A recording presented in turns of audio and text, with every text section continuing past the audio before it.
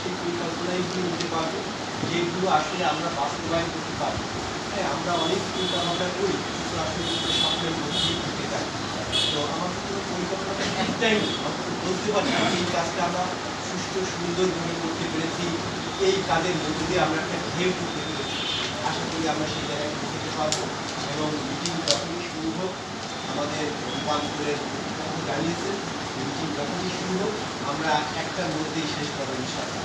আবার সকলের সুস্বাস্থ্য কামনা করি।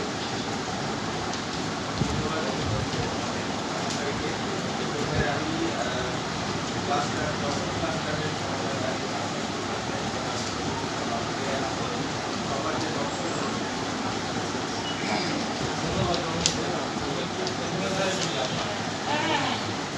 যে সকলকে আবার রূপান্তরের পক্ষ থেকে শুভেচ্ছা। আজকে সবার সভাপতি আছেন, সকলকে শুভেচ্ছা জানাচ্ছি। আমরা আজকে আশ্বাসের লক্ষ্য উদ্দেশ্য নিয়ে আমরা অনেকবার কথা বলেছি, কিন্তু আজকে যে সভাটা হচ্ছে সেটা আসলে বেশ কয়েকটি উদ্দেশ্যকে সামনে রেখেই আমাদের সেগুলোকে সাজানো হয়েছে।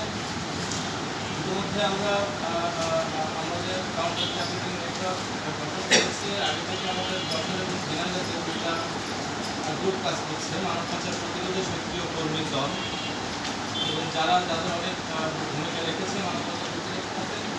তো আমরা যেটা প্ল্যান করেছি যে তাদের সাস্টেইনেবিলিটির জায়গাটাকে আরেকটু শক্ত করার জন্য, যেহেতু আমাদের এই প্রকল্পের মেয়াদ আগস্ট পর্যন্ত আছে, নেটটা ইভ্যালুয়েশন শুরু হচ্ছে 5 তারিখ থেকে। যদি ইভ্যালুয়েশনের ফলাফল ভালো আসে তাহলে 27 সালের অর্থনৈতিক পর্যন্ত, তাহলে আগস্টে আমাদের অবশ্যই এটা ক্লোজ করতে হবে।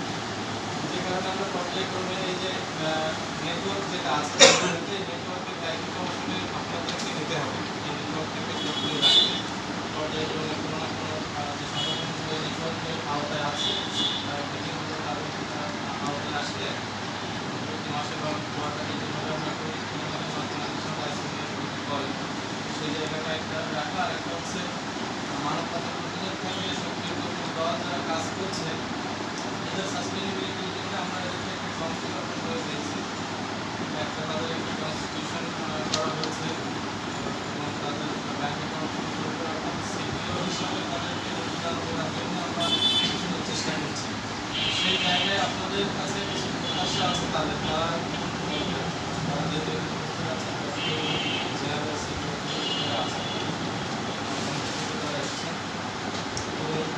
সর্বোপরি এই প্রকল্পের মূল উদ্দেশ্য হচ্ছে মানব পাচার থেকে উদ্ধারপ্রাপ্ত যে নারী পুরুষ তাদের সেবাদান করা এবং তাদের সেবা নিশ্চিত করার জন্যই মূলত এত আয়োজন। তাদের সেবাটাকে